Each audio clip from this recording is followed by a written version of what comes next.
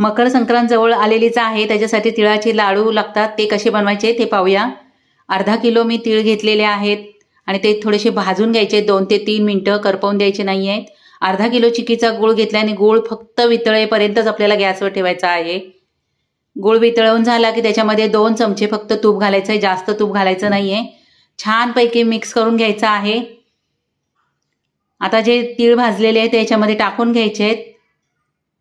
200 ग्राम मी शेंगदाण्याचा कूट घेतलेला आहे. अर्धा किलो तीळ, अर्धा किलो गूळ आणि 200 ग्राम शेंगदाणे हलकेसे जाडसर वाटून घ्यायचे आहेत भाजून. आता हे छानपैकी सगळं मिक्स करून घ्यायचं आणि गरम गरम असतानाच लाडू वळवून घ्यायचे. तुपाचा हात लावायचा. आपल्या आवडीनुसार लाडू वळवून घ्या. अगदी खुसखुशीत लाडू राहतात, खराब होणार नाही. आपण याच्यात पाण्याचा वापर अजिबात करायचा नाही आहे. 2-3 महिने लाडू आरामात टिकतात आणि पाहू शकता किती मऊ असे लाडू झालेले आहेत. तर असे लाडू नक्की बनवून बघा.